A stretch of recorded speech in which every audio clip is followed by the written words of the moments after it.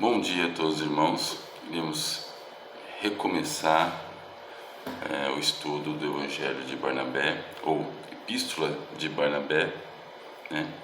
Estamos no seu capítulo 12, que ele fala sobre o madeiro, ele fala sobre Yahusha, o Filho do Criador, né?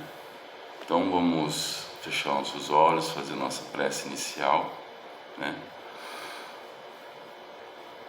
Vamos fechar nossos olhos e elevar o nosso pensamento ao Criador, ao nosso Criador e Pai. E ao nosso Pai de todo poder e bondade, agradecemos por mais um dia que está apenas começando, onde nos propomos, Pai, a ler e interpretar a Epístola de Barnabé.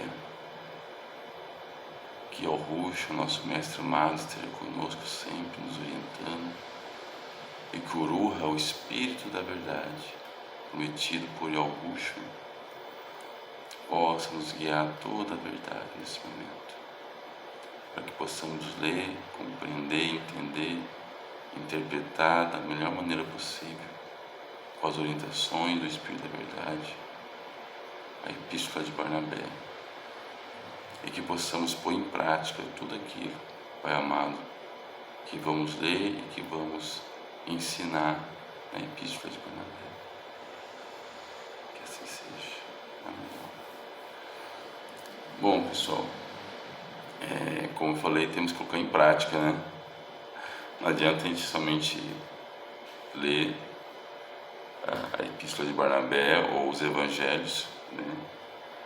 Saber da verdade e não praticar, né? É o que o Messias fala. Bem-aventurados, felizes são aqueles que ouvem a palavra do Pai e as praticam, né? Na Escritura muitas vezes está como observação, né? Está assim, em algumas Bíblias está assim, bem-aventurados aqueles que ouvem a palavra do Criador, né? E as observam. Observar, na verdade, é praticar. Vamos lá então. Epístola de Barnabé, capítulo 12, o madeiro. Vamos ver o que Barnabé nos ensina. Da mesma forma, é sobre a cruz que ele fala por meio de outro profeta. Quando tais coisas se cumprirão, diz o Criador, quando o madeiro for estendido no chão e depois novamente levantado, e quando o sangue gotejar do madeiro. Isso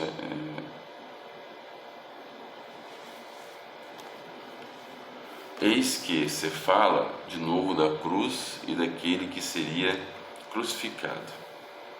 Ele ainda fala a Moisés quando Israel, ou Yahusha, né, é atacado pelos povos estrangeiros, para lembrar-lhes nesse combate que era pelos pecados deles que estavam sendo entregues à morte. Falando ao coração de Moisés, o Espírito lhe fez representar a figura da cruz e de quem sofreria, pois, diz ele, se não esperarem nele, serão eternamente atacados. Então Moisés amontoou as armas no meio do combate e de pé no lugar mais alto de todos estendeu os braços, e assim Yahusha, ou seja, Israel, venceu novamente. Em seguida, cada vez que os abaixava, os israelitas sucumbiam outra vez. Por quê?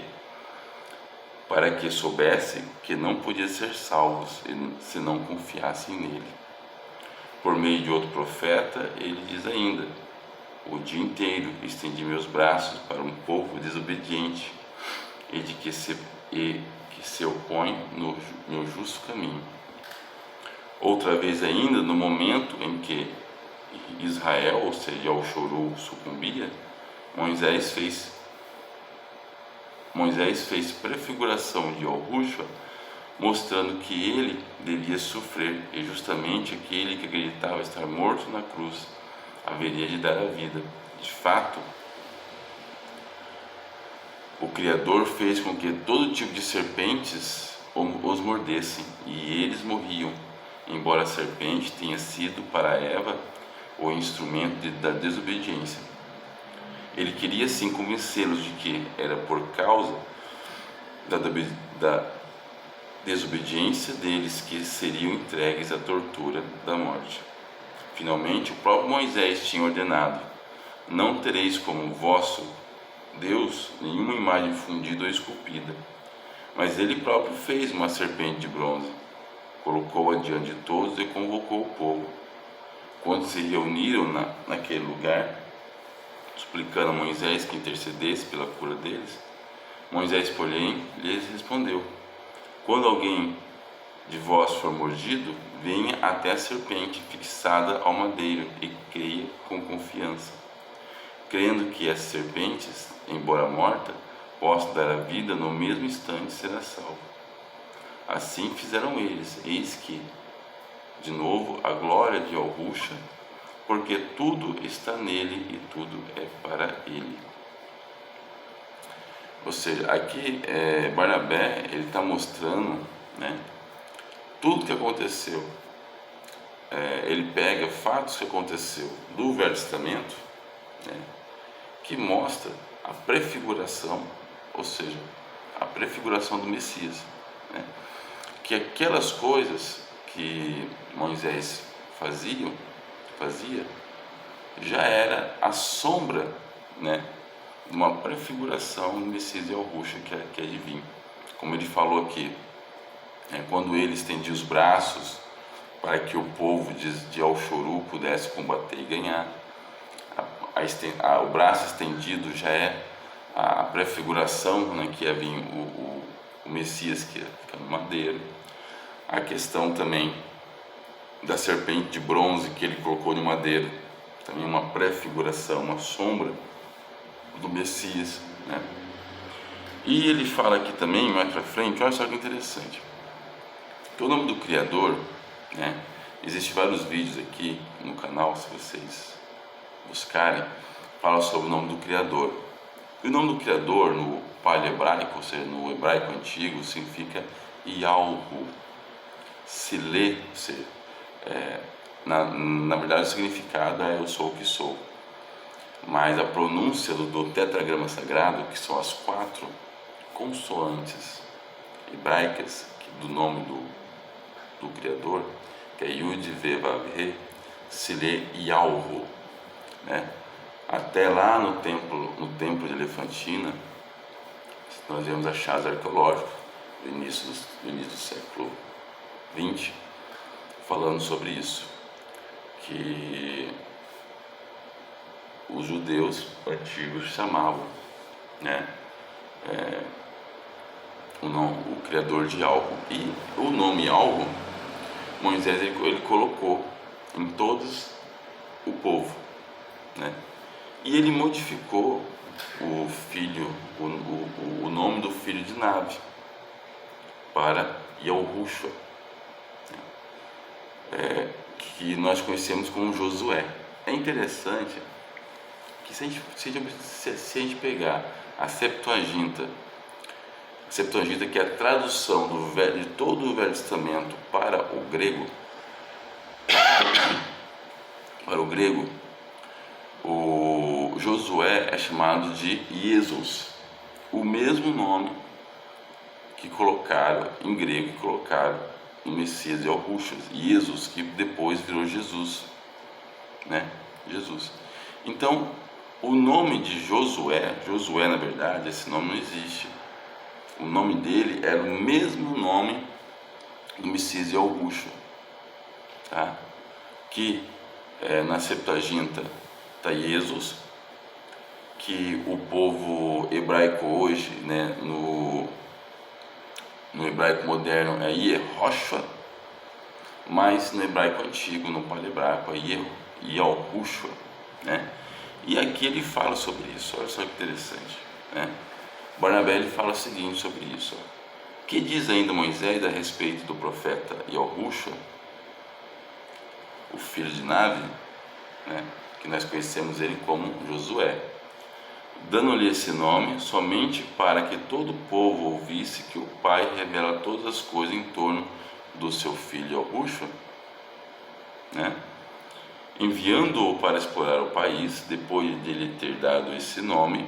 E o filho de Navi foi o primeiro a ter o nome, a ser mudado o nome e ter colocado o nome do Criador no nome dele, né? Como está nas Escrituras: colocareis o meu nome em seu povo, nos meus filhos. Por isso que todos os profetas têm o nome, né?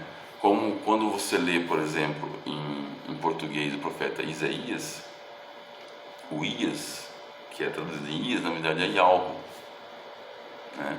Por exemplo, também Jeremias, o nome dele é Yirmialvo, né? O Isaías é Yahushua e Yalvo, e assim por diante, tá? Então ele fala que, enviando-o para explorar o país, depois de lhe ter dado esse nome Yahushua,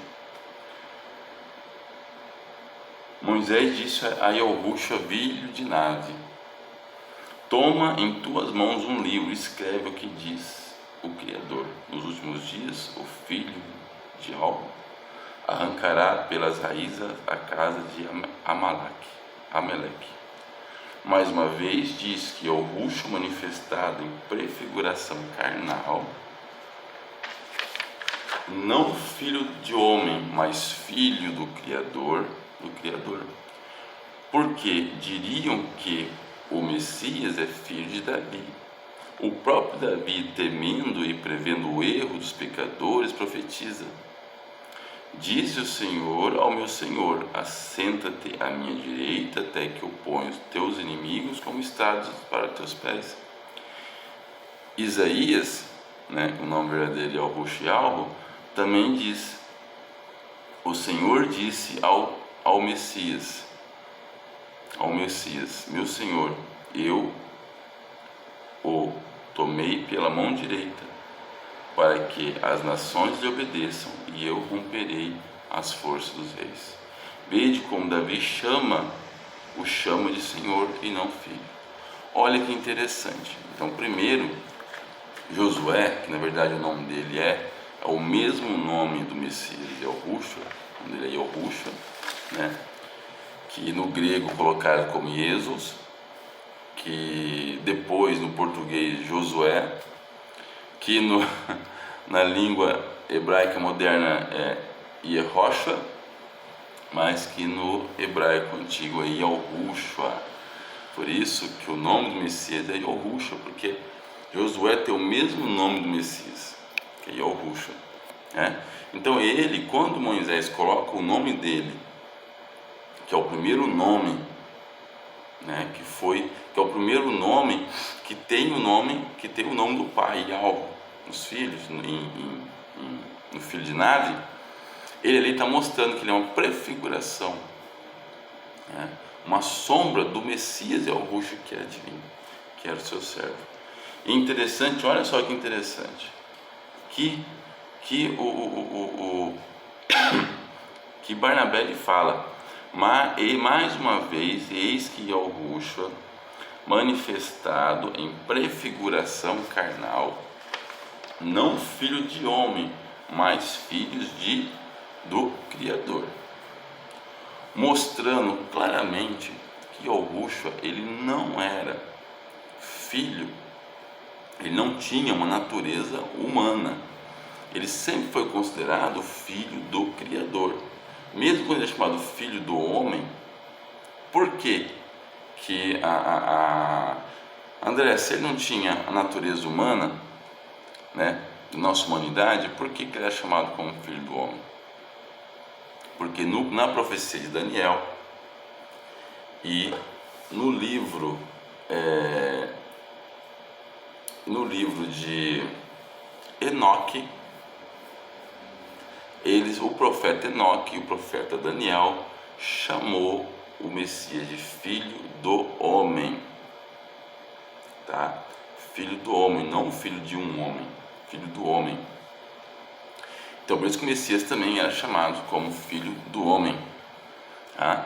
Por causa disso, mas não que ele tinha natureza humana.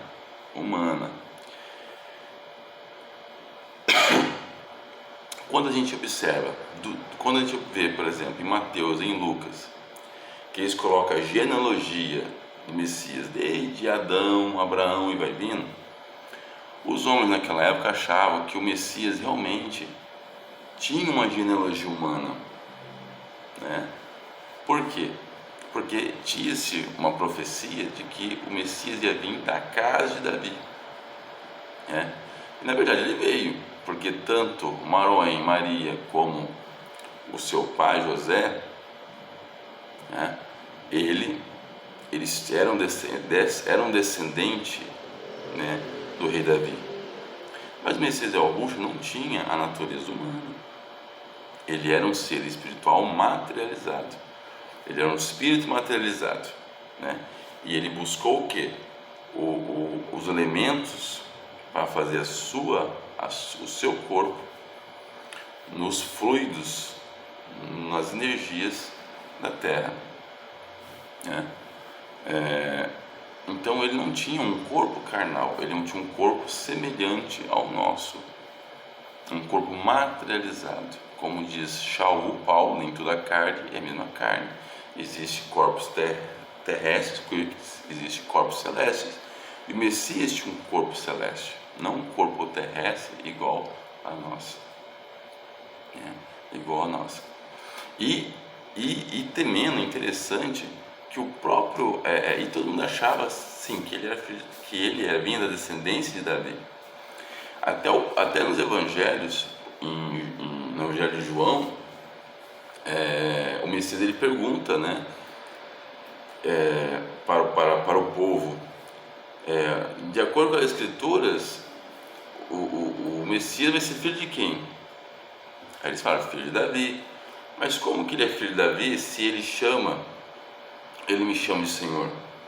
É o que está escrito aqui, né? O próprio Davi, temendo e prevendo os erros dos pecadores, porque nós sabemos que a Bíblia hebraica, que é a Torá e todas as partes das profecias, né, que chama de Tanakh inteira, a Torá, os profetas, a Tanakh, toda ela foi também retirado livros, colocado livros, também foram adulterados, nós sabemos disso, né?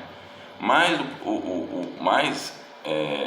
Davi, temendo isso e prevendo, ele mesmo fala, né, que Augusta não é filho dele, não veio da descendência dele, carnal dele, que ele era puro espírito, corpo totalmente materializado, né?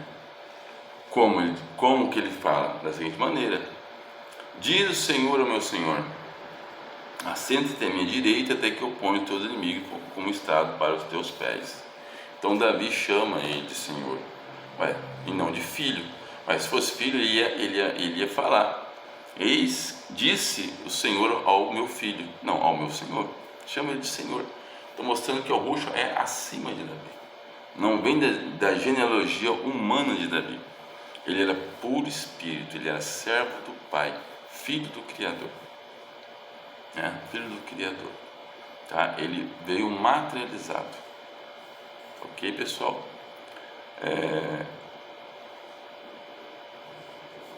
Então é isso que eu queria passar para vocês hoje.